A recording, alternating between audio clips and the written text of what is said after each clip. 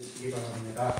그러나 우리가 온전한 자들 중에서 지혜를 말하노니 이는 이 세상의 지혜가 아니요 또 이 세상에 없어질 관원의 지혜도 아니요 오직 비밀한 가운데 하나님의 지혜를 말하는 것이니 곧 감추었던 것인데 하나님이 우리 영광을 위하여 만세전에 미리 정하신 것이라.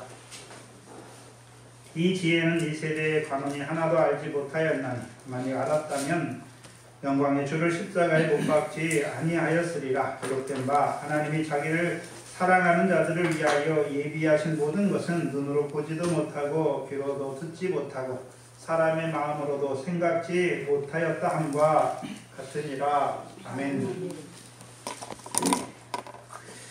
여러분 6절은 그러나 우리가 온전한 자들 중에서 지혜를 말한다. 고린도전서 1장에서 세 가지 지혜를 말했죠. 그 세 가지 지혜는 이미 고린도 교인들에게 주신 거예요. 주신 거죠.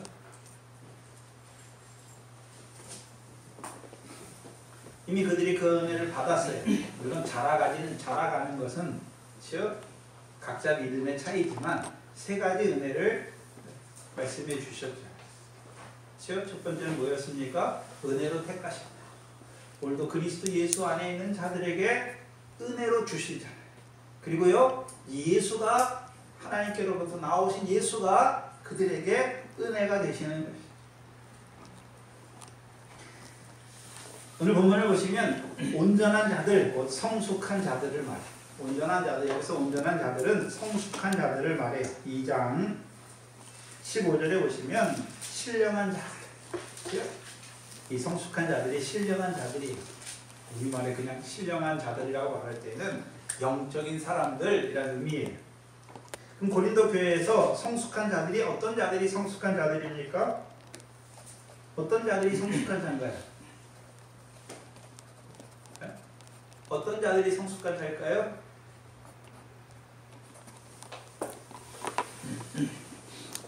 어떤 자들이 성숙한 자일까요?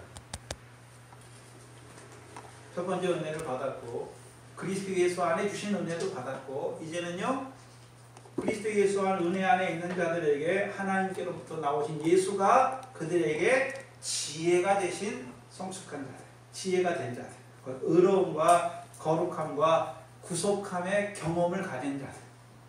그렇죠? 그것을 우리가 히브리서 6장 4절에서는 하늘의 은사를 맛본 자들. 맛봤어요. 뭐까지 맛봤습니까? 하나님께로서 나오신 예수가 자기들에게 지혜가 되셔서 그들에게 의로움과 거룩함과 구속함을 이루어 주시는 그 예수의 은혜를 맛본 자들을 말하는 거예요. 그들에게 이제 뭘 말합니까? 다시는 지혜를 말한다. 네 번째 지혜가 나옵니다. 네 번째 지혜가. 그렇죠? 그들에게 지혜를 말한다. 그래서 고린도서 1장에 세 가지 지혜를 말했잖아요. 하나님의 능력과 지혜이신 그리스도. 그래서 그리스도를 통해서 우리가 하나님을 알 수 있는 것이죠. 죄인을 사랑하신 하나님을 알 수 있는 것이고, 근데 그 그리스도의 은혜로 부르시는 것도 전도에 미련한 것으로 그게 하나님의 지혜였죠. 그리고 마지막 세 번째가요, 그리스도 예수 안에 있는 자들에게 이제요 하나님께로서 나오신 예수가 그들에게 지혜가 되셔서 그들에게 의로움과 거룩함과 구속함을 이루어 주시는 것입니다. 그렇다면 성숙한 자들은 어떤 자들입니까? 하나님께로서 나오신 예수가 그들에게 지혜가 되셔서 그들이 의로움과 거룩함과 몸의 구속을 맛본 자들. 이제 그들에게 지혜를 말하는 거예요. 왜 성숙한 자들에게 지혜를 말하는 것입니까? 생각해 봐야죠. 고린도 교회에서 누가 분쟁을 일으켰을 것 같습니까? 모르는 자들이 일으켰을 것 같습니까? 어린아이 같은 자들이 일으켰을 것 같습니까? 자라난 자들이 은혜를 받았다 하는 자들이 문제를 일으켜요. 대부분의 교회의 문제는 앞선 자들이시죠. 대부분. 그렇죠? 그래서 믿음이 연약하거나 교회에 얼마 출석하지 않은 사람들은 교회에 큰 무리를 안 일으켜요. 왜요? 받은 게 없고 자랑할 만한 게 없거든요. 자기가. 자랑할 만한 게 없어요. 세상적으로 뭐 자랑할 만한 게 있겠지만 그 교회 안에서 직분을 자랑하겠습니까? 자기가 뭘 하나님의 말씀 많이 깨달은 걸 자랑하겠습니까? 자기가 무슨 하나님의 은사를 많이 받았다고 그걸 자랑하겠습니까? 자랑할 게 없는 거예요. 누가 자랑합니까? 많이 받았다 하는 자들, 많이 깨달았다 하는 자들, 믿음이 앞섰다고 하는 그들이 문제를 일으켜요. 왜요? 자랑을 누가 하겠습니까? 많이 받은 자들이 자랑하는 거예요. 하나님께 많이 받은 자들이 자랑하는 거예요. 근데 문제는 하나님이 그들에게 은혜를 주신 것, 지혜를 주신 것은 자랑하라고, 자기를 자랑하라고, 자기를 높이라고 주신 것이 아니지 않습니까? 하나님을 자랑하고 주 안에서 자랑하는 자로 살게 하시려고 주신 것이. 그렇기 때문에 그들에게, 그 성숙한 자들에게 지혜를 말한다. 그럼 여기서 말하는 지혜는 어떤 지혜일까요? 고린도서 1장에 말하는 세 가지 지혜 중에 두 번째 지혜의 측면이에요. 근데 두 번째 지혜는 아니지만 두 번째 지혜의 측면을 가지고 있어요. 두 번째 지혜가 무엇이었습니까? 전도에 미련한 것으로 하나님이 구원하시기를 기뻐하신다는 개념입니다.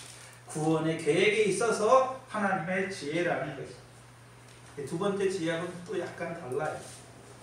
자라난 자들에게, 성숙한 자들에게 지혜를 말하는 거예요. 오늘 본 7절에 보면 이 지혜는 7절에 보시면 오직 비밀한 가운데 있는 하나님의 지혜. 그렇죠? 아무나 알 수가 없어요. 비밀한 가운데 있는 하나님의 지혜. 네, 지혜 이거로 뭡니까? 7절에 곧 감춰졌던 거예요. 감춰졌어요. 지금까지 고린도 교회에는 감춰져 있어요. 근데 특별히 고린도 교회의 성숙한 자들에게 지금 바울이 드러내고 있는 거예요. 바울이 드러내고 있는 거예요. 그 전에는 드러내도 알지 못해요. 지금 드러내는 거예요. 감추었던 것인데 하나님이 우리의 영광을 위하여 만세전에 미리 정하실 것. 네.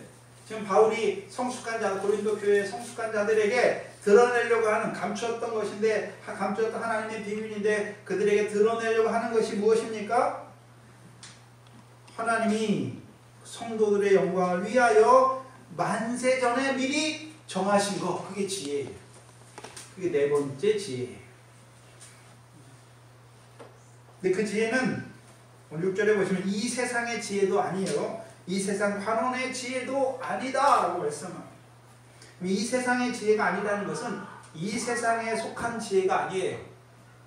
세상에서부터 온 지혜가 아니란 말이죠. 어떤 개념이 있냐면 세상 지혜로는 이 지혜를 알 수가 없다는 것이죠. 또한 이 세상에 없어질 관원의 지혜도 아니에요.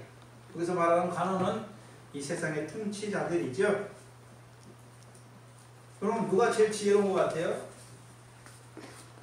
우리나라에서 누가 제일 지혜로울 것 같습니까? 누가 제일 지혜로울 것 같아요? 나라의 왕이 제일 지혜로운 거예요. 우리나라 지금 대통령이잖아요. 왜요? 국민들이 그 사람이 지혜롭다고 생각하고 뽑았으니까. 그렇죠? 근데 세상 통치자들의 지혜, 세상을 통치하기 위한 지혜란 말이에요. 세상 통치자들의 지혜는 어떤 지혜입니까? 세상 통치자들의 지혜는 어떤 지혜인가요? 뭘 이루는 지혜인가요?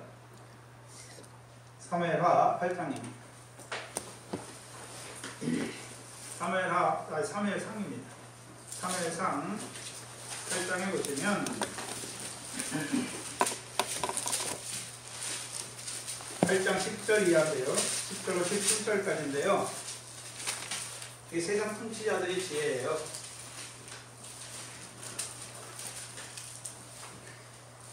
8장 1절로 9절까지의 내용은 뭡니까? 사무엘의 아들들이, 사무엘이 사사로 세웠는데 사무엘의 아들들이 바로 하지 못하는 거예요. 그러니까 백성이 사무엘이 늙은 걸 보면서 백성이 사무엘에게 나와서 우리도 열방같이 왕을 세워달라라고 말하는 거예요. 근데 사무엘이 그걸 싫어해요. 여호와께 기도했더니 여호와께도 합당치 않아요. 여호와께서 사무엘에게 그들에게 9절에 그러므로 그들의 말을 듣되 너는 그들에게 엄히 경계하고 그들을 다스릴 왕의 제도를 알게 하라. 사무엘이 열방과 같은 왕을 구하는 자들에게 왕의 제도를 알게 하는데 10절부터 17절은 열방의 왕의 제도예요. 세상 지혜로 말미암은 왕의 다스림, 세상 통치자들의 지혜를 볼 수 있어요. 11절에 가로되 너희 다스릴 왕의 제도가 이러하니라. 그가 너희 아들들을 취하여 그 병거와 말을 어겁게 하리니 너희 아들들이 그 병거 앞에서 달릴 것이며 그가 또 너희 아들로 1000부장 50부장을 삼을 것이며 자기 밭을 갈게 하고 자기 추수를 하게 할 것이며 자기 병거와 병거의 제구를 만들게 할 것이고 그가 또 너희 딸들을 취하여 향신료 만드는 자와 요리하는 자와 떡 굽는 자를 삼을 것이며 그가 또 너희 밭과 포도원과 감람원의 제일 좋은 곳을 취하여 자기 신하들에게 줄 것이며 그가 또 너희 곡식과 포도원의 소산의 11조를 취하여 자기 관리와 신하에게 줄 것이며 그가 또 너희 노비와 가장 아름다운 소년과 나귀들을 취하여 자기 일을 시킬 것이며 너희 양떼 10분의 1을 취하리니 너희가 그의 종이 돼. 세상 왕의 종이 됩니다. 세상 통치자들의 지혜는 백성을 뭐로 삼습니까? 종으로. 누구를 위한 종이? 자기를 위해서 양반이고. 물론 오늘날의 세상을 통치하는 지혜는 그런 것보다는 좀 발전했잖아요. 옛날 왕들의 지혜는 왕이 세상을 통치할 때 지혜는 기본적으로 어떻습니까? 다 왕을 위해서. 왕이 국가잖아요. 왕을 위해서 다. 그렇죠? 왕을 위해서잖아요. 왕 마음대로 하는 거예요. 근데 지금은 이제 민주적인 절차가 들어왔잖아요. 이 민주주의 제도도 다 기독교의 바탕에 두고 있어요. 기독교에서 다 나온 개념이에요. 그렇죠? 종교개혁부터 시작해서 그렇죠? 국민들이 왕의 그걸 반대하고 참정권을 얻기 위해 싸우잖아요. 영국에서부터 청교도들이 왜 싸웁니까? 신앙의 자유예요. 신앙의 자유. 근데 신앙의 자유를 얻으려면 뭐의 자유도 있어야 됩니까? 일반 사람들의 양심의 자유도 있어야 되는, 그래야 신앙의 자유도 주장할 수 있는 거예요. 그래서 그 자유를 위해 싸우는 거예요. 그게 민주주의의 역사예요. 그게 미국에 넘어와서는요, 그게 이제 영국에서부터 투표라는 제도를 통해서, 그렇죠? 왕이 아니라 국민의 요구를 이루어주는, 그렇죠? 열방의 왕의 제도는 한마디로 뭐냐면, 옛날에는 왕의 요구에, 왕이 원하는 걸 다 이루어가는데, 요즘에는요, 헌법이 만들어지고 이제 왕 한 사람이 아니라 모든 국민에게 권력의 초점이 가잖아요. 모든 주권은 국민에게서 나온다 하잖아요. 오늘날의 통치의 지혜는 백성들이 원하는 것을 요구를 이루어주는 거예요. 백성의 요구를 이루어주는 거잖아요.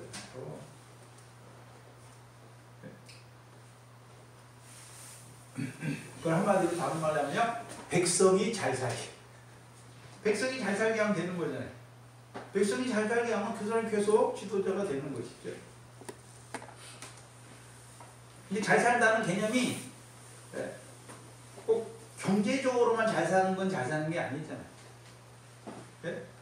여러 가지 사회 공정함이나 인권이나 그런 것들도, 그렇죠?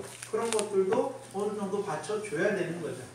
지금 우리나라 무슨 경제적으로 못 살고 그래서 그런 게 아니잖아요. 물론 경제적인 불평등도 있지만, 그렇죠? 인권이라는 문제, 그렇죠? 남녀 평등이라는 그런 개념에서 요구들이 많은 것이죠. 그래서 인간이 최소한 인간다운 삶을 보장할 수 있는 권리를 달라. 그래서 요즘 대부분의 서구나 이런 선진 사회에서 요구하는 게 뭡니까? 복지, 국민이, 그렇죠? 최저의 수준의 인간다운 수준의 삶을 영위할 수 있는 그걸 달라는 거잖아요. 우리나라에도 그게 들어왔잖아요, 계속. 그래서 못 사는, 그렇죠, 소득이 없는 분들이나 이런 못 산 경제 활동이 안 되는 분들은 저소득층 해가지고 국가에서 다 지원해줘, 장애인도 지원해줘. 그렇죠? 노인들도 언제부터 연금이 나왔습니까? 10년 전만 해도 안 나왔어요. 물어보면 어디 있었습니까? 여러분 안 걸리면 바로 죽어야 돼요. 안 걸리면 그 집안이 풍부박산 나고 그랬잖아요. 근데 민주정부가 생기면서 그런 것들을 다 국민이 잘 살 수 있도록 그런 과정들을 하나하나 다 밟아가는 거잖아요. 왜 그렇습니까? 국민의 요구를 이루어주는 지혜, 세상의 지혜는, 오늘날의 세상의 통치자들의 지혜는 국민의 요구를 어떻게 잘 이루어주는가. 국민의 요구가 뭡니까? 잘 사는 거잖아요. 행복하게, 국민이 행복하게 잘 사는 거잖아요. 근데 육신만이 육신과 마음이 원하는 거죠. 근데 사회적 자원은 한계가 있기 때문에 어떤 사람이 많이 가져가면 다른 사람들은 조금 가져갈 수밖에 없어요. 그렇죠? 우리가 대부분의 사람들이 부러워하는 나라는 서구 유럽의 스웨덴이 이런 나라잖아요. 그런 나라는 세금이 50%예요. 여러분 월급 받으면 세금의 50%를 떼가요. 45% 정도를 떼가요. 떼가. 근데 조금 못 버는 사람, 돈을 많이 버는 사람이 있으면 많이 떼가고 못 버는 사람은 조금 떼가는 거예요. 그러니까 어떻습니까? 수입이 어느 정도 일정하게 되는 거죠. 우리나라는 최저임금하고 많이 받는 사람하고 그 임금 격차가 너무 크다는 거죠. 독일이나 이런 데는 중소기업이나 대기업의 임금 차이가 얼마 안 되잖아요. 70% 정도밖에 안 되죠. 80%까지 가요. 우리나라는 그게 대기업 오래 다니고 중소기업 다니면 어떻습니까? 중소기업이 맨날 9월급인데 대기업은요 1억 가까이 넘어가니까 임금 차이가 4배, 5배 그렇게 되는 거예요.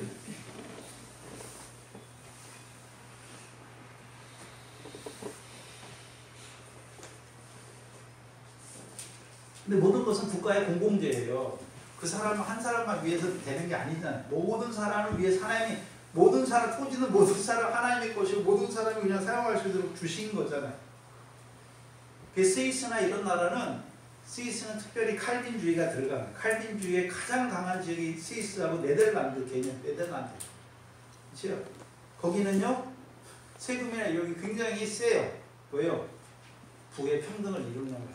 그런 면에서 그 사람들이 신앙은 다 잊어버렸지만 신앙은 대부분 다 노인들밖에 안 다니지. 근데 그 신앙의 기본적인 원리를 칼빈의 그런 신앙의 원리를 따라서 경제적인 관념도 경제적인 제도도 그 바탕에 제도들을 다 만들어 버린 거예요. 그렇죠? 옛날에는 그래서 교회에서 구제를 했잖아요.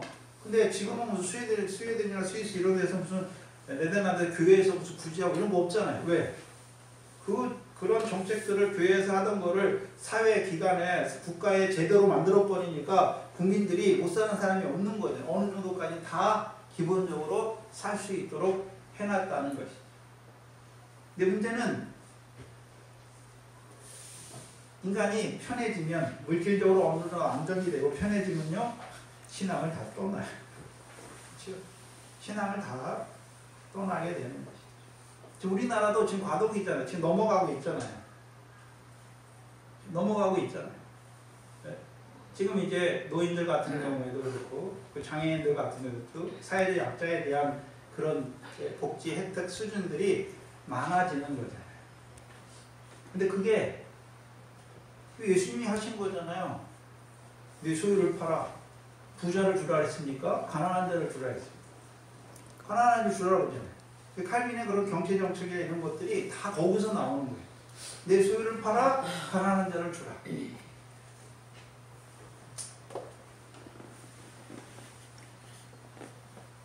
그런 것들이 나오는 거잖아요. 근데 문제는 오늘날 한국교회가 세상의 그 세상의 지혜인데 세상 지혜도 오늘날 하는 세상 지혜가 아니라 오늘날 이 좌파 정부라고 하는 좌파라고 하는 개념이 프랑스에서 그런 좌파가 아니 진보적 좌파인데 근데 그런 좌파에서 하는 그런 개념이 그런 것도 못 따라가잖아요. 교회가 그런 걸 못 따라가요. 사회의 그런 세상의 통치 제도를 못 따라가잖아요. 세상에서는 부의 분배를 막고 자꾸 그거를 나누려고 하는데 교회는 어떻습니까? 지금 자식한테 세습하는 그런 나라잖아요. 그런 교회, 한국 교회가 예? 이번에 예장 통합 측에서 예? 원래 헌법에는 뭐 했습니까? 아들한테 세습하는 거 반대잖아요. 자기 직계한테 세습하는 거는 그 헌법에 어긋나는 거잖아요.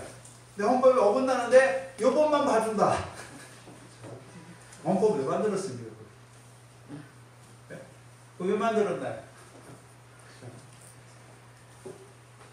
교회가 법을 못 지키면, 교회가 교회 헌법을 만들어 놓고 그걸 못 지키면 네? 사회에다 대고 무슨 법을 지키라고 사람들 보고 뭐라고 말하겠습니까?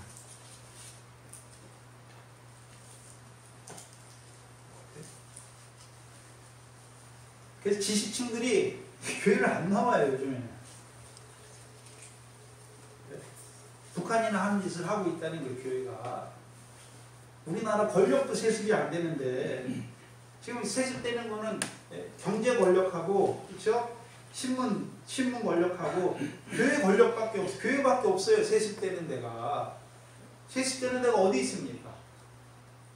일반 사람들이 가진 재산이야 자기 자식한테 세습해 줄 수 있지만 이거는 교회나 이런 것들은 사회적인 그런 거에서 나오는 권력이거든요. 종교 권력이라고 하잖아요. 근데 그런 게 세습되는 거예요. 북한에서는 하는 그런 거를 하고 있단 말이에요, 교회가.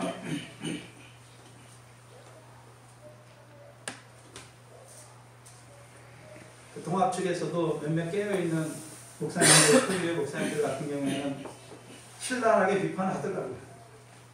네? 감상적인 은혜 때문에 무너졌다. 명성교회 그 김상환 목사님이 작전을 짜가지고 나오신 것 같아요. 첫째 날 끝나고요. 화요일날인가요? 화요일날 저녁에 마이크를 잡아가지고 네, 앞에 나와서 네, 통합 측에서 우리 나가라고 했는데 우리 나갈 교회도 없다. 나갈 데도 없다. 네? 교회를 위해서 한 거다. 한 번만 우리 잘못한 거 안다. 그동안 많은 몰매를 맞았으니까 한 번만 봐달라. 그 총대들 마음이 싹 바뀌어가지고요. 넘어갔어요. 뒤에서 들리는 소리는 명성교회에서 로비를 엄청 했다고.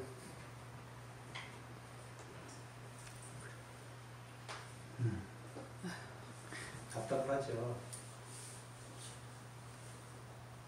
그게 안 믿는 사람한테 예수 믿어라 그 씨가 맥히겠습니까? 너희들이나 잘해라 이렇게 말하는 거잖아요. 너희도 하나님의 교회라고 하면서 그걸 세습하고 그런 교회.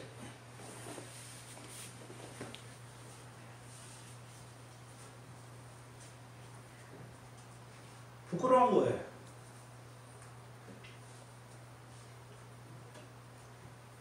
근데 부끄러운 줄 알지 못해요. 교인들도 알지 못하고 목사들도 알지 못하고.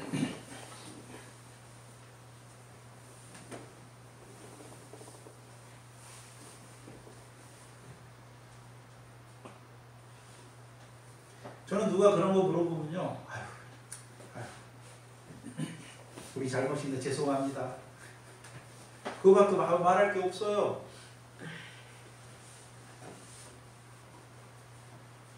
그런데도 봐야 되는 거기도 교회예요. 하나님의 교회예요.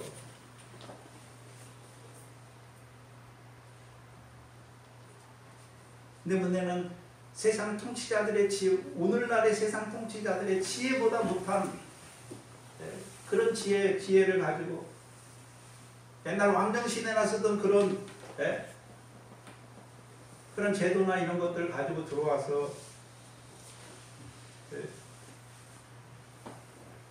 교회를 자식한테 물려주니까 교회가 오히려 세상을 바꿔야 되는데 교회도 개혁돼야 된다.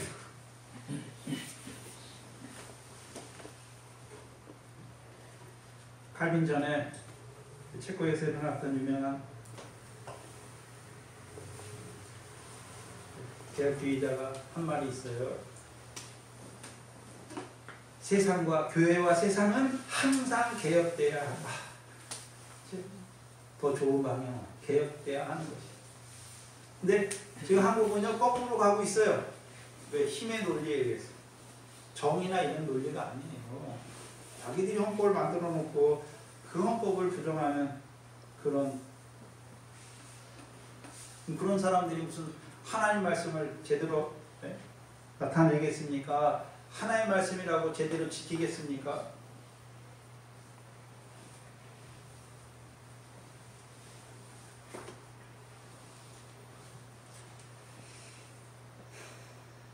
성서에서의 결국을 보지 못하니까 그렇게 되는 거예요. 성서에서.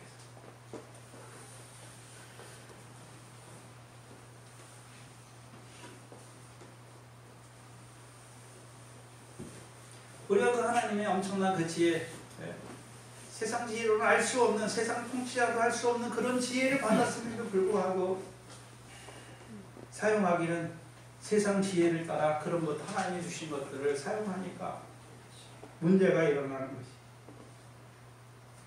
여러분들도 여러분이 다니는 직장이나 여러분이 상대하는 사람들 가운데서 예수 믿는 사람으로서 저 사람은 안 봐도 자기 알아서 할 일 다 한다. 네. 그렇게 돼야지. 저 사람이 예수 믿는데 우리랑 똑같더라. 욕먹이는 거예요, 하나님.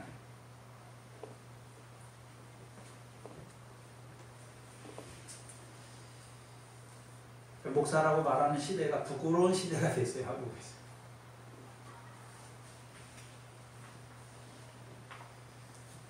오직 비밀한 가운데 있는 하나님의 지혜를 바울이 말하는데, 감춰져 있는 지혜인데, 이 지혜는 누구에게만 말합니까? 성숙한 자들에게만 이 지혜를, 감추인 지혜를 이 고린도전서의 말씀을 통해서 지금 나타내 주시는 거예요.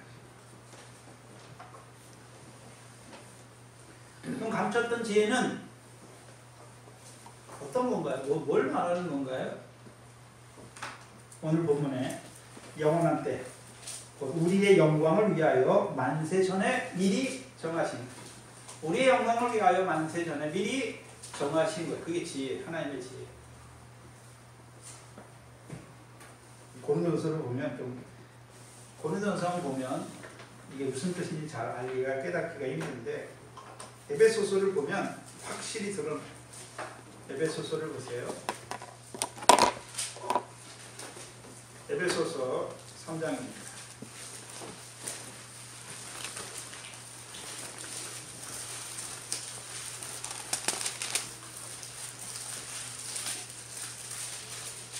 에베소서 3장 11절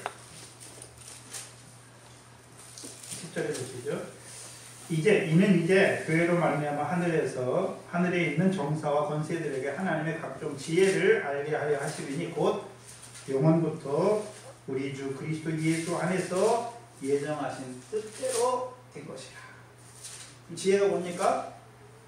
영원부터 우리 주 그리스도 예수 안에서 예정하신 거예요.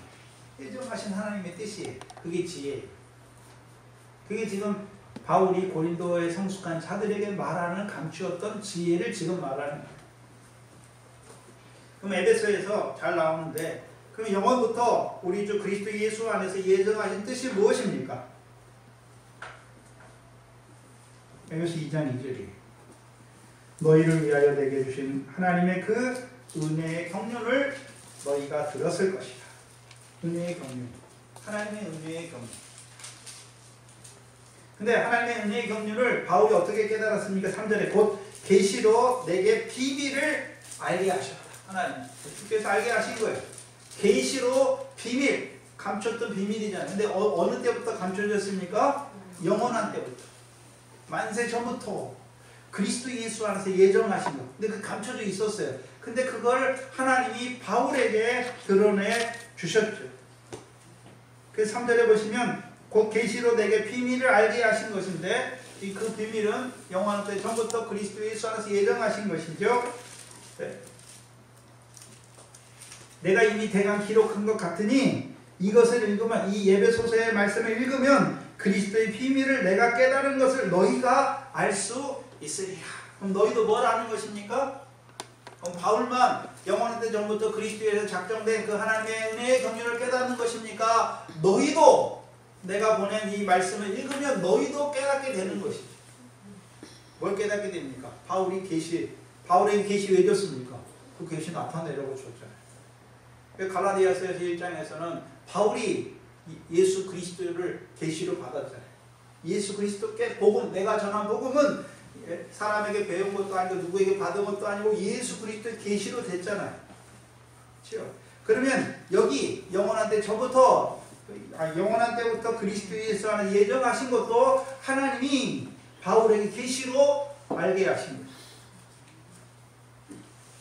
내용이 뭡니까? 6절이죠. 이방인들이 복음으로 말미암아 그리스도 예수 안에서 함께 후사가 되고 함께 지체가 되고 함께 약속에 참여하는 자가 되는 것을 하나님 언제부터 작정하게 예정하셨습니까? 영원부터 만세 전부터 그리스도 예수 안에서 작정하신 것, 예정하신 거란 말이에요. 예정하신 뜻대로 지금 뭐 하고 계시단 말입니까? 이루어 가고 계시다는 거예요.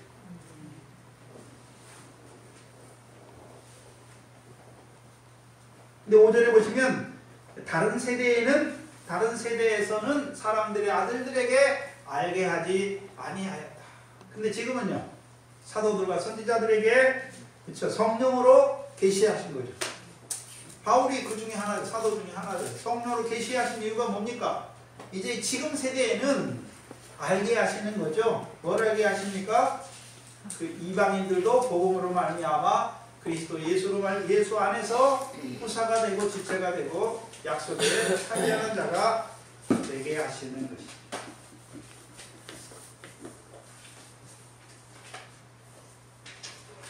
근데 그걸 누구에게만 알게 하십니까? 이 비밀은 처음 믿은 자들에게 알게 하는 것이 아니라 성숙한 자들에게 알게 하시는 비밀입니다. 하나님의 은혜의 경륜이죠.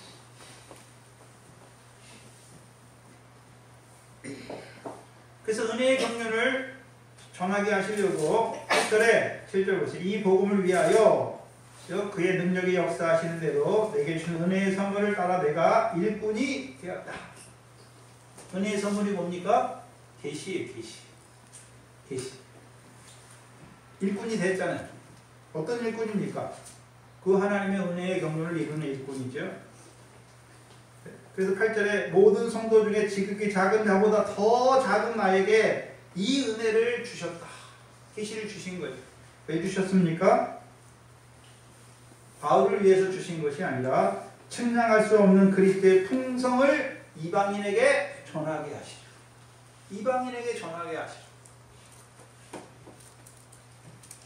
영원부터 만물을 창조하신 하나님 속에 감추었던 비밀의 경륜이 어떠한 것을 드러내는 거예요. 누구에게요? 이방인.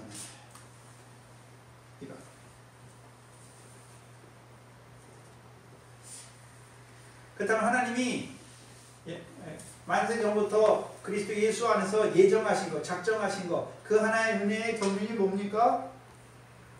그리스도 예수 안에서 이방인들이 함께 그리스도 예수 후사가 되고 지체가 되고 하나님의 약속에 참여하는 자가 되는 것이죠. 이게 어디 나옵니까? 우리가 잘 아는 로마서 11장 25절, 26절, 27절에 나오잖아요. 이방인의 충만한 수가 차기까지. 근데 어떤 충만한 수입니까? 시온에서 오시는 구원자로 말미암은 그 구원을 얻는. 그렇죠? 시온에서 말미암은 구원자로 하면 구원이 무엇입니까? 야곱에게서 경건치 않은 것을 없이 하시고 저희의 죄를 없이 하셔서 저희를 하나님의 언약이 이루어지는 자가 되게 하시는 구원자. 한마디로 디도서 1장 2절에 그 은혜의 경륜이 뭡니까? 영생의 약속이죠. 만세 전부터 거짓이 없이 하나님이 약속하신 영생의 소망입니다.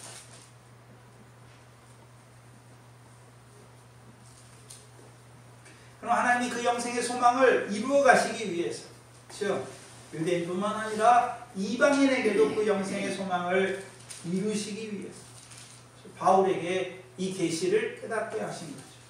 그리고 바울을 통해서 이제 고린도 교회에도 이 계시, 특별히 성숙한 자들에게 이 계시를 알게 하는 거예요. 그렇죠? 근데 생각해야 되는 것은 에베소 교회에는 성숙한 자들에게만 계시를 말합니까? 너희 성숙한 자들에게만 말합니까? 에베소 교인들에게 다 말합니까? 에베소를 읽는 자들에게 다 말해요. 로마서도 어떻습니까? 로마서도 다 말해요. 근데 로마서는 아직 밝히는 나타내지 않잖아요.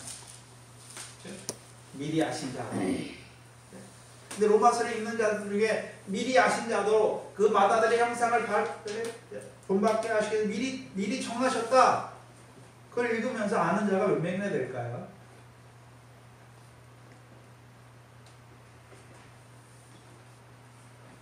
다 예지 예정이라고 말하는데 예지 예정이 뭔지 잘 몰라요. 왜요? 말씀 밖에 넘어가는 거야. 그 영해다. 말씀 밖에 넘어가는 거다. 이렇게.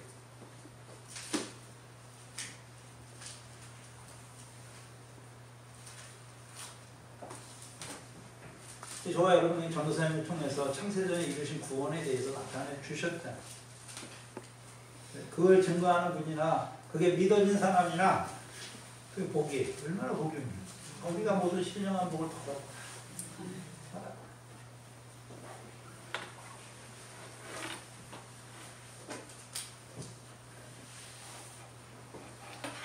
그렇다면 영원한 때부터 그리스도에서 예정하신 거, 그 이방인들도 그 영생의 소망에 참여하게 하시는 거죠. 어떻게 이루어가십니까? 마태복음 24장 14절이죠. 천국 복음이 모든 민족에게 증거되기 위하여 온 세상에 전파되리니 그제서야 끝이 오리라 말씀합니다. 천국 복음은 어떤 복음입니까? 단순히 이방인들이 예수 믿는 제사 예수 그리스도를 믿음으로 제사 받고 성령을 선물로 받는 그런 믿는 자리가 아니라 이제요. 어떤 자들입니까? 영생의 약속에 참여하는 시온에서 오신 구원자로 말미암은 그 구원의 영생에 참여, 그 구원에 충만한 수가 차기 위해서 오늘도 천국 복음이 온 세상에 모든 민족에 전파되기 위하여 온 세상에 전파되는 거죠. 그걸 1세기에 담당했던 사람이 사도 바울이고 나머지 사도들이고 선지자로 세우신 자들입니다. 그럼 우리가 사도행전 8장 이하에 흩어진 자들이 복음을 전할 때는 그때는 어떤 복음입니까? 예수가 그리스도다. 그렇죠? 예수가 왜 계시니까 그게 계시였습니다. 근데 바울에게 깨닫게 하신 계시는요. 영원한 때부터 그리스도 예수 안에서 하나님이 예정하신 것. 그걸 한마디로 말해서 우리를 창세전에 그리스도 안에 택하셨는데 그냥 택하신 것이 아니라 그 영생에 참여할 자로 택하셨다는 거죠. 영생의 소망 안에서 우리를 택하셨다는 거죠.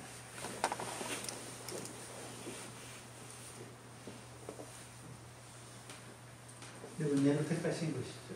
그 은혜의 경륜입니다. 그 하늘에서 이루신 뜻대로 오늘도 이루어 가고 있잖아요. 하나님의 지혜신 그리스도를 부르시고, 그렇죠? 전도에 밀려나가서 또 그리스도 예수 안에 있는 자들에게 하나님께로 나와선 예수가 그들에게 의로움과 지혜와 거룩함과 부족함이 되실 뿐만 아니라 그 안에서 성숙한 자들에게 이제요 만세전부터 그리스도 안에서 예정하신 그 하나님의 비밀을, 지혜를 깨닫게 하는 거예요.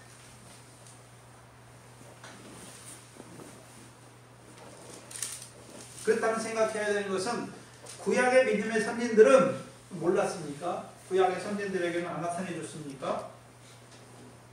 에베소서는 보면 그런 것 같아요. 네, 아니죠. 그러니까 아브라함을 보면 아브라함의 멜기세덱의 떡과 포도주를 먹잖아요. 그리고 창세기 15장에서요 자손이 없다라고 말하죠. 하나님이 그에게 내 몸에서 날 자가 내 씨가 될 거다, 후사가 될 거다 말씀 아브라함이 믿잖아요. 그게 갈라디아 3장 8절이죠. 하나님이 이방을 믿음으로 의로 정하실 것을 미리 알고 성경이 아브라함에게 먼저 미리 복음을 전했다라고 했어요. 그 믿어진 거예요. 22장의 내용은 뭡니까? 네. 하나님을 경외하는 그 아브라함에게 21장에서 영생하신 하나님이 여호와의 이름을 불렀고, 22장에서 하나님을 경외하는 그 아브라함에게 하나님이 큰 복을 주셔서 내 후손이 대적의 문을 얻는 자가 되게 하시겠다고 말씀하시는 것입니다.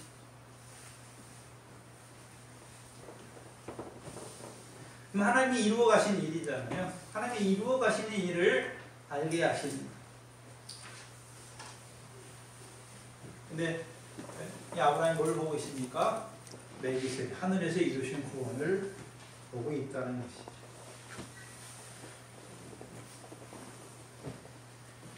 그래서 히브리서에서도 5장에서 멜기세덱에 관하여는 내가 너희에게 말할 것이 많으나 너희의 듣는 것이 둔함으로 라고. 둔해요. 성숙한 자들만 깨달을 수가 있는 하늘에서 이루신 것. 하늘에서 이루신 것을 둔해요. 둔해. 둔하니까 뭐 하고 있습니까? 자랑하고 있는 거예요. 다 보면 하나님의 은혜의 경륜 안에서 은혜 가운데, 은혜의 경륜인데 은혜 가운데서 이루시고 하나님의 지혜로 이루시는 과정인데 그걸 보지 못하니까. 그러면 고린도에서 고린도 교회에게 바울이 그 고린도 교회 성숙한 자들에게 그 하나님의 은혜의 경륜을 그들에게 나타내는 계시로 지금 말씀으로 그들에게 깨닫게 하는 이유가 무엇입니까? 네? 그거 없어도, 하늘에서 색깔진 거 없어도 영생하는 자들 있어요. 네? 그거 못 깨달아도 순교하는 자들도 있어요. 근데 왜 깨닫게 하시는 것입니까? 왜요? 그거 안 깨도 못 깨달아도 되는데 왜 그걸 하늘에서 이루신 것을 왜 깨닫게 하십니까? 에베소서 3장 12절 13절이죠. 12절 13절이죠. 에베소서 2장 12절 13절입니다.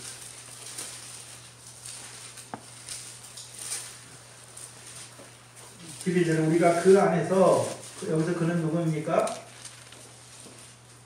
영원한테 전부터 계신 그리스도, 우리 주 그리스도 예수 안에서 그를 믿음으로 말미암아 담대함과 하나님께 당당히 나아감을 얻게 하시고, 우리에게 만세 전부터 계신 하나님께서 그리스도 예수 안에서 예정하신 것, 작정하신 것을 우리에게 그걸 비밀이었는데 그걸 깨닫게 하신 이유가 뭡니까? 그걸 믿음으로, 그 은혜의 경륜을 믿음으로 이제는요 담대하게 살아가게 하시기 위해. 또 하나는요, 하나님께 당당하게 나아가게 하는 거예요. 당당하게.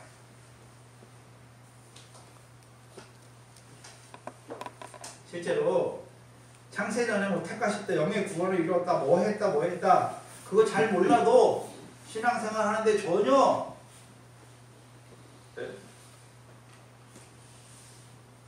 부족함이 없을 수도 있어요. 근데 왜 그걸 알게 하십니까? 담대한 믿음으로 신앙생활하는 거예요. 담대한 믿음으로. 그렇죠? 담대한 믿음은 어떤 믿음입니까? 구원에 대한 확신이 담대한 거잖아요. 그렇죠? 하늘에서 이미 이루셨어요. 그걸 보는 거잖아요. 이 땅에서는요, 예수 믿으면 지옥 가고, 예수 믿으면 천국 가고, 안 믿으면 지옥, 그런 게 아니잖아요. 하늘에서 이룬 것처럼 모든 신령한 복을 주신 하나님께서 이 땅에서도 그 아들을 통해서 우리에게 이루어 가신다는 것이죠. 하나님의 예정하신 작정은 하나님께서 그 아들을 통해서, 그렇죠? 성령 안에서 우리에게 이루어 가신다는 것이죠.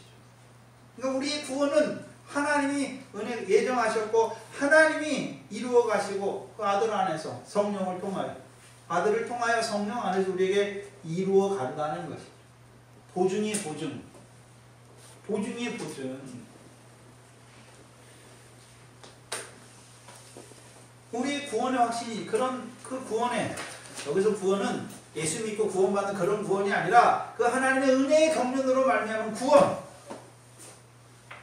그 구원의 확신이 있단 말이죠. 그 확신 안에서 이제 담대하게 나아가는 자들이 되게 하는 거예요. 우리가 어디에만 있으면 됩니까? 이제 은혜의 경륜 안에만 있으면 돼요. 하나님의 은혜 안에만 있으면 돼요. 왜요? 은혜로 주셔 은혜로 이루어 가시는 거니까. 그건 다 은혜로 이루어 가세요. 무슨 방법을 통해서? 지혜를 통해서. 두 번째는 하나님께 당당히 나아갈 수 있게 하시는 거죠. 영원한 데 전부터 작정하신 그 하나님의 지혜, 그걸 우리에게 깨닫게 하시는 이유가 뭡니까? 하나님께 당당히 나아가는 자가 되게 하시는.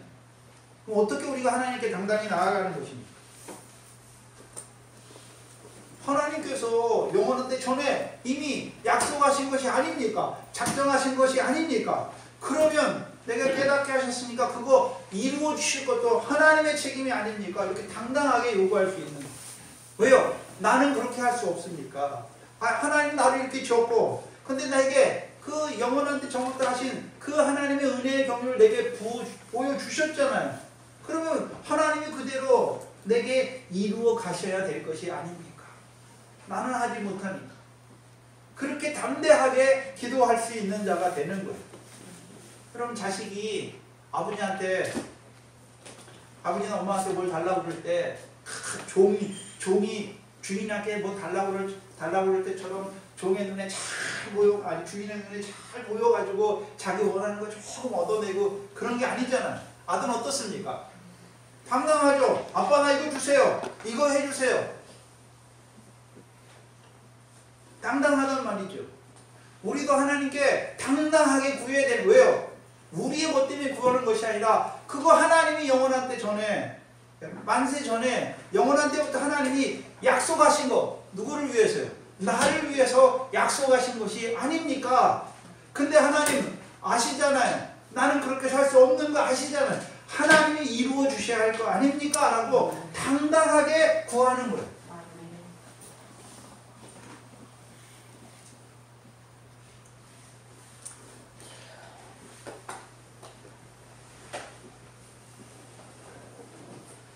또 한 가지 13절이죠. 그래서 3장 14절. 그러므로 너희에게 구하느니 너희를 위한 나의 여러 환난에 대하여 낙심치 말라. 뭐하게 하기 위해서요? 낙심치 않게 하기 위해서. 바울이 지금 당하는 환난은 어떤 환난입니까? 영원할 때부터 그리스도 안에서 예정하신 그것을 전하기 위해서 당하는 환난. 낙심치 않게. 바울만 그런 환난을 당합니까? 그 은혜의 경륜을 바라보는 너희 앞에도 그 환난이 있을 것입니다. 왜요? 그 은혜의 경륜을 이루기 위해서는 환난도 주신다는 것이죠.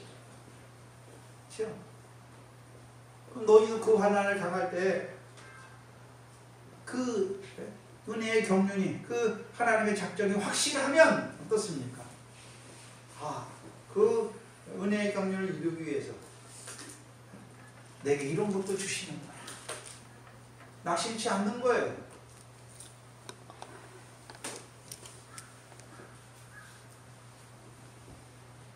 방금 8절에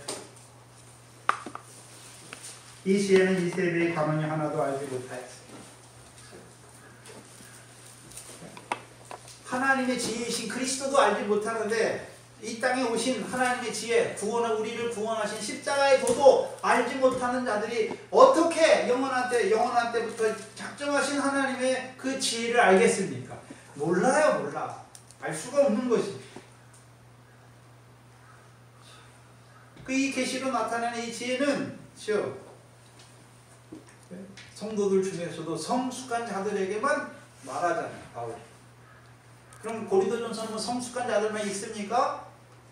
믿음이 어린 자들 다 있죠? 그러나 둔하잖아요. 못 깨달아요.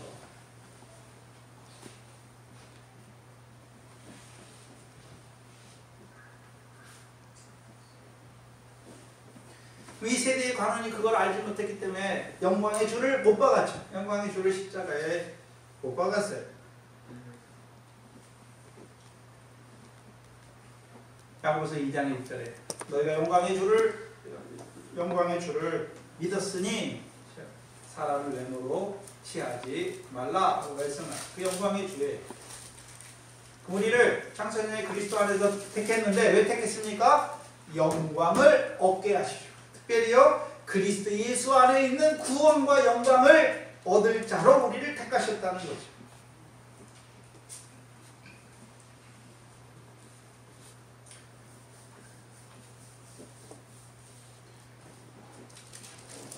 제가 전도사님 책당 기본적으로 참조하는데 에베소에 그거 풀어놓은 게 없어요. 창세전에 그리스도 안에 택했다.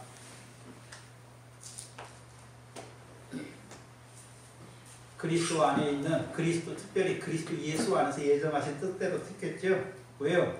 디모데후서 2장 10절에 그리스도 예수 안에 있는 구원과 영광을 얻게 하시기 위해서 그리스도 예수 안에서 우리를 택하신 거예요. 그럼 한마디로요 영광 받을 자로 우리를 지었다, 택하셨다.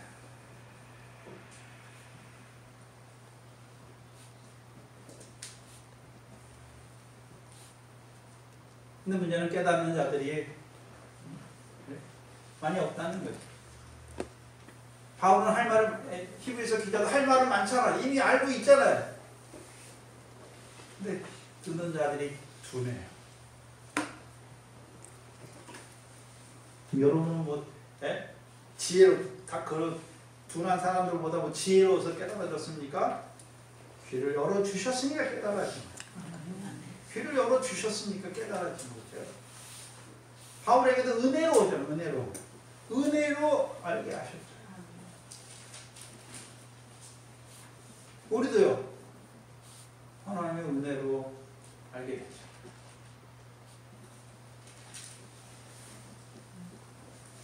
누구에게 알게 하셨습니까? 9절에 기록된 바 하나님이 자기를 사랑하는 자들을 위하여 예비하신 거. 모든 것은 눈으로도 보지 못하고 귀로도 듣지 못하고 사람의 마음으로도 생각지 못하였다 하는 것 같아요. 이게 이사야서 64장 4절 말씀인데요. 거기서는 앙망하는 자, 여호와를 앙망하는 자들에게 깨닫게 하세요. 신약으로 바꿔 말하면요 성숙한 자들에게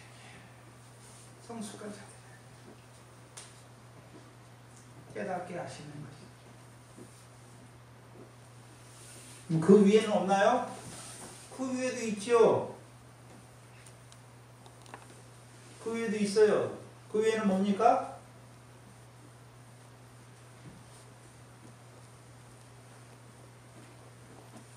그 위에는 뭡니까? 우리를 그리스도 안에서 그 이루시는 구원과 영광을 위해서만 택하셨습니까? 첫째 부활의 영광을 위해서 택하셨습니다. 그걸 듣는 자가 많이 없어요. 누구에게만 이루어주는 것입니까? 듣는 자들에게만 이루어 주신다.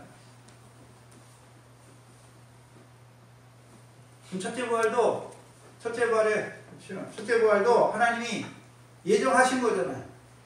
이때 와서 새로 만든 것이 아니라 이미 창세전에 예정하신 거잖아요. 첫째 부활에 들어가게 하시려고. 근데 문제는 그리스도 예수 안에 이루신 구원과 영광도 누가 들어가는지 다 정해져 있습니까? 믿고 다른 일에서 빨리 달려가는 자들이 들어가는 것입니까? 믿고 빨리 들어가는 자들이 달려가. 또요 그리스도 예수 안에서 구원과 영광을 이루는 자들 중에 이제 예수의 고난과 죽음과 제3일의 살아날 걸 가르치시는 이유가 뭡니까? 첫째 부활에 들어가게 하시죠. 첫째 부활에 들어간 자들에게는요 어린 양이 시온산에 있는 어린 양이 인도하는 대로 그 말씀을 주셔서 14만 4천의 수에도 들어가게 하시는 거예요. 다 예정하신 거예요.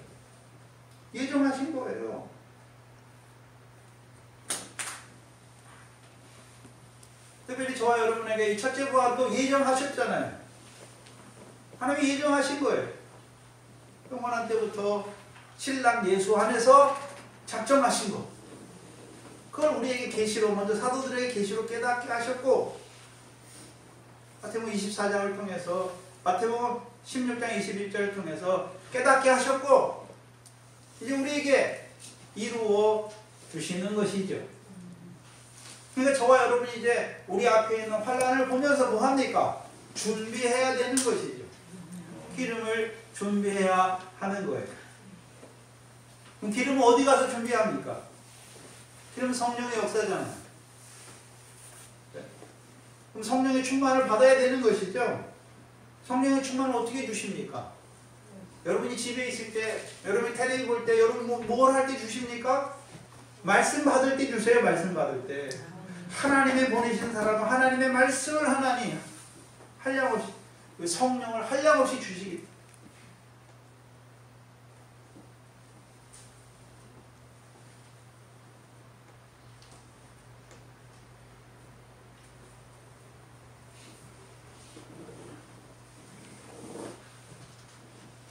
우리 교회를 왜 세웠습니까? 물론 하나님이 세웠지만 하나님이 보내신 김다근 전도사님을 통해서 그 교원 아래 교회 위에 세웠잖아요. 교원 위에 세웠어요. 그러니까 김다근 전도사 살아계실 때는 그것만 보고 기도만 했잖아요. 생활을 하나도 안 배웠어요. 제가 그랬거든요. 근데 이제 하나하나 우리가 뭐 잘하기 때문에 그런 게 아니잖아요.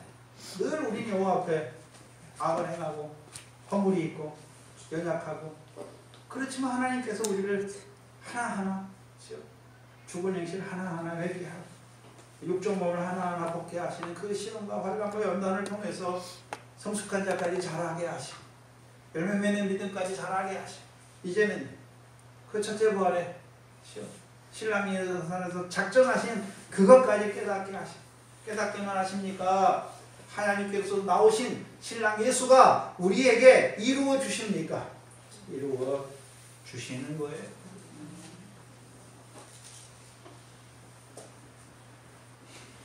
오늘도 우리와 함께 하시는 주를 봐야죠.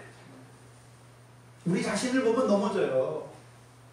우리 자신은 그럴지라 그리스도의 안에 작정하신 뜻을 보시고 담대함과 당당하게 하나님 앞에 나가시. 저와 여러분이 첫째 부활의 말씀을 주셨습니다. 신랑 예수 안에서 작정하신 그 하나님의 약속을 믿으시고 담대하게, 죽으면 죽을 것이다 라고 담대하게 나가는, 우리가 바라보는 게 죽는 거 아닙니까? 주를 위해 죽는 거 아닙니까? 첫째 부활에 들어가요. 보여주셨으니까 보여주는 거 다 알게 하셨잖아요. 어떻게 들어갑니까? 주를 위해 죽어야 들어가는 거죠. 그러면 지금 내가 세상 열매에 대해 죽지 못하고 썩어지는 거 더러운 거에 대해 죽지 못하고 미워하는 것에 죽지 못하고 악한 생각에 그런 거에 죽지 못하면서 어떻게 그때 가서 죽는단 말이에요. 어불성설이 못 죽어요.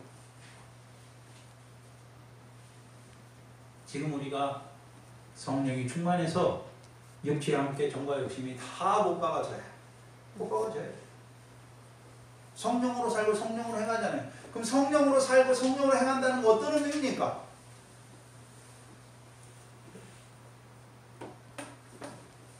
내 하고 싶은 대로 하는 게 아니에요. 내 소견대로 하는 게 아니란 말이죠.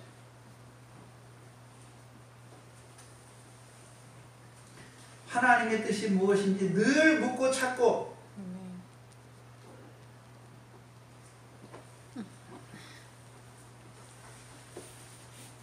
교회에서 하나님의 뜻 첫 번째가 뭐겠습니까? 말씀 듣는 거예요. 말씀 듣는 거예요. 제가 무슨 제 말이 좋아, 제가 말을 잘하니까 제 말을 들으라는 게 아니에요. 하나님의 말씀을 들어야죠. 그래야 은혜를 계속해서 부어주실 거 아니에요. 그래야 성령의 충만을 주실 거 아니에요.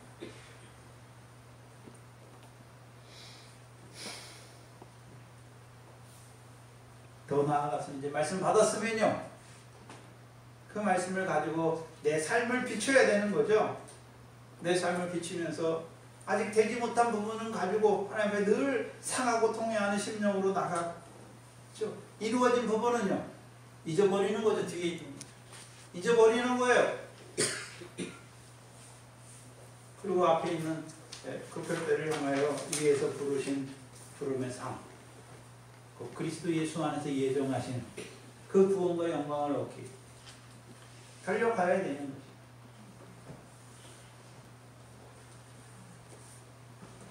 달려가고 있습니까? 네? 아니면 좀 쉬었다가 해야지. 이거 언제 끝나나? 네? 지쳐셨습니까? 잠깐이 잠깐.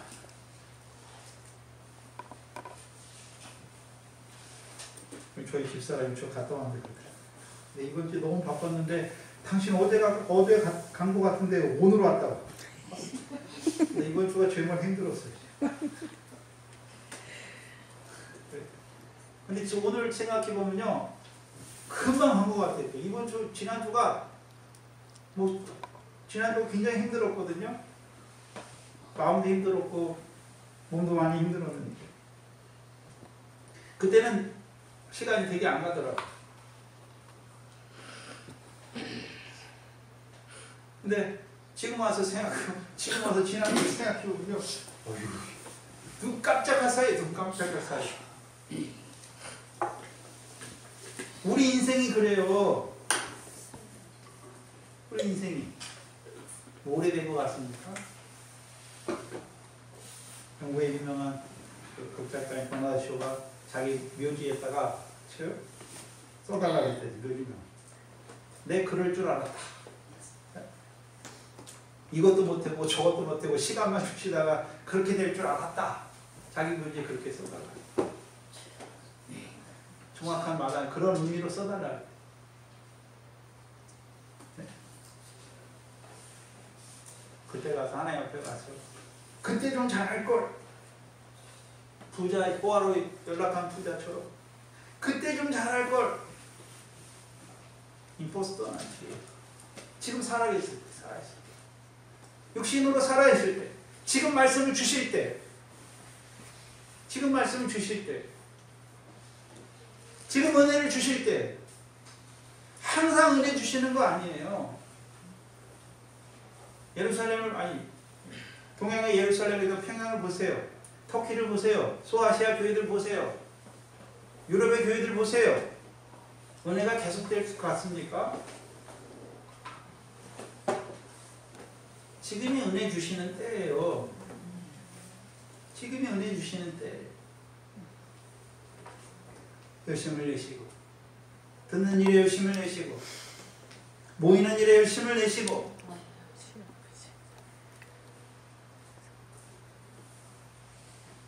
늘 말씀 안에서 그 하나님의 언약 안에서 살아가시기를 기대로 축원합니다.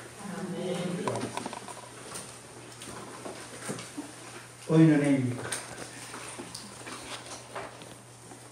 우리를 잘하게 하시고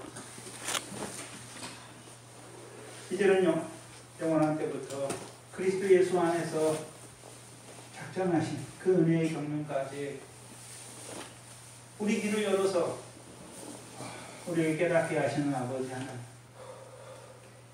이러한 저희들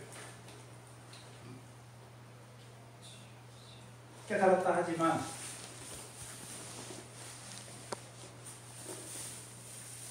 우리의 귀만 커져서 깨달은 것으로 들고만 돌아다닐 때가 얼마나 많은지,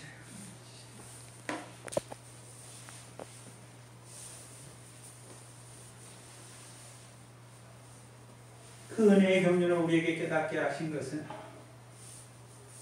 이제는 담대함과 당당함으로 하나님께 나아가게 하시려 깨닫게 하십니다.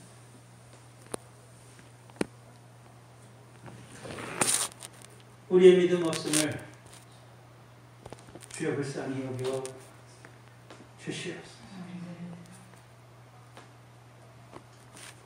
또한 우리에게 깨닫게 하신 것, 우리는 할 수 없음을 주께서 아시죠? 그 언약을 우리를 위하여 예정하셨어. 우리에게 깨닫게까지 하셨어. 하나님께서 속히 우리에게 이루어 주시옵소서.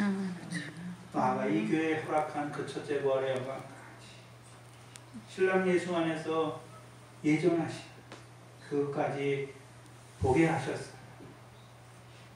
이제 우리의 삶이 그 첫째 부활의 영광에 합당한 삶을 살아가는 저희들 되게 하여 주시옵소서. 늘 자기 부인되고 자기 십자가를 지는 그 삶이 하나하나 이루어질 수 있고 은혜 베풀어 주시옵소서. 이 교회가 하나님의 뜻을 쫓아 이 땅에서 이방인의 충만한 수를 채워가는 교회가 되게 하시고 그 수교자의 수를 채워가는 하나님의 교회